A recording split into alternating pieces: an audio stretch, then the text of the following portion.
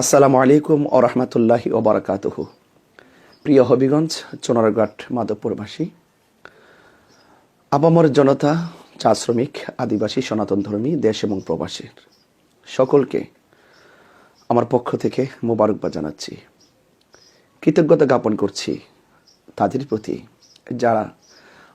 যারা ত্রয়োদশ জাতীয় সংসদ নির্বাচনকে কেন্দ্র করে দিনরাত পরিশ্রম করে মোমবাতির প্রতীকে সমর্থন জানিয়ে মোমবাতির প্রতীকে ভোট চেয়ে ধারে ধারে দিনে এবং রাতে অক্লান্ত পরিশ্রম করেছেন। সেই সকলের এই ঘাম ঝরানোর পরিশ্রমের প্রতি আমি কৃতজ্ঞতা জ্ঞাপন করছি, শুকরিয়া আদায় করছি। মোমবাতি প্রতীককে বিজয়ের লক্ষ্যে যে সমস্ত মা বোনেরা রোজা রেখেছেন, অসংখ্য দোয়া করেছেন মোমবাতি প্রতীকে বিজয়ের লক্ষ্যে, সেই মা বোনদেরকে নিরন্তর শ্রদ্ধা আর ভালোবাসা জ্ঞাপন করছি। প্রিয় দেশবাসী, আমরা হারিনি, আমাদেরকে হারিয়ে দেওয়া হয়েছে।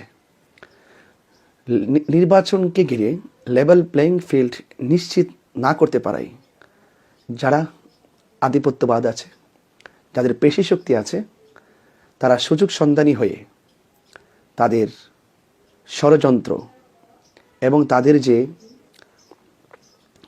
পেশি শক্তি আছে, সেই পেশি শক্তির মাধ্যমে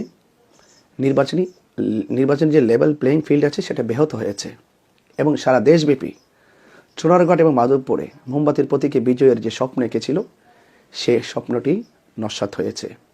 তবে এতটুকু বলতে চাই, আমরা যেভাবে চোনারঘাট মাধবপুরবাসীকে নিয়ে স্বপ্ন দেখেছিলাম, ইনশাআল্লাহ সেই স্বপ্ন আমরা পূরণ করার লক্ষ্যে আমাদেরকে হতাশ হলে চলবে না, আমাদেরকে ঘুরে দাঁড়াতে হবে, আমাদেরকে ঐক্যবদ্ধ থেকে আমাদের স্বপ্নের রুটম্যাপটি আঁকতে হবে।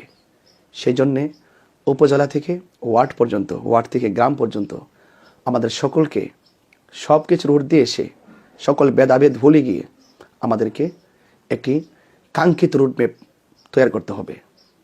প্রবাস থেকে যারা পোস্টাল ব্যালটে আমাকে ভোট দিয়েছেন, আপনাদের সকলকে আমি অভিনন্দন এবং মোবারকবাদ জানাই। আপনাদের ঋণ কখনো শোধ করতে পারবো না। পাশাপাশি মাধবপুর চোনারঘাটের মানুষ যেইভাবে অল্প সময়ের, মাত্র 1.5 মাসের সময়ের ভিতরেই যেইভাবে খানা, খাদ্য, ঘুম, নিদ্রা সব কিছু পরিত্যাগ করে জানমাল শ্রম দিয়ে নিঃস্বার্থভাবে মোমবাতিকে সমর্থন দিয়ে কাজ করেছেন, সত্যিকার অর্থেই ভোলার মতো নয়।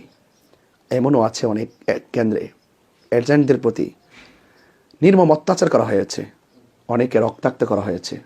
সেই রক্ত একদিন কথা বলবে। আমরা নির্বাচন নিয়ে অনেক ধরনের কারচুপি হয়েছে, অনেক ধরনের সমস্যা হয়েছে। আমরা নির্বাচনের রেজাল্ট মেনে নিতে না পারলেও আমরা অবশ্যই ধৈর্য ধারণ করছি, সবর করছি, কারণ মজলুম ধৈর্য ধারণ করে। তবে আমি আশা করিনি যে রাষ্ট্রতন্ত্র নির্বাচনকে নিয়ে যে স্বপ্ন দেখিয়েছিল চোনারঘাট এবং মাধবপুর, সেই স্বপ্ন শতভাগ পালন করতে ব্যর্থ হয়েছে, প্রশাসন ব্যর্থ হয়েছে এবং আধিপত্যবাদ আবারও নতুন করে দেখা দিয়েছে। আমি আশা করব আগামীর দিনে যেন এইরকম ঘটনার অবতারণা না হয়।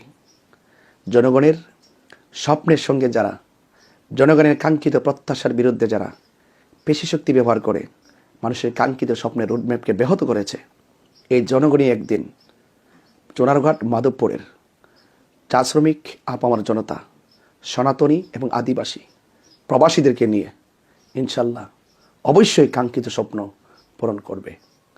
মোমবাতির সমর্থনকারী যারা আছেন, কেউ হতাশ হবেন না, কেউ চিন্তা করবেন না।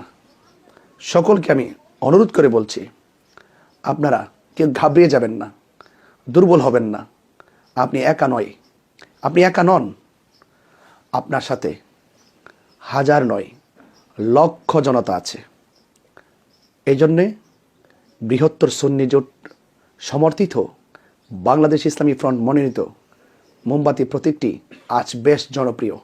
সে আলোকে কেউ নেভাতে পারবে না, কারণ হৃদয়ে আলোকিত হলে কোনো অপশক্তি সে আলোকে নিভাতে পারে না।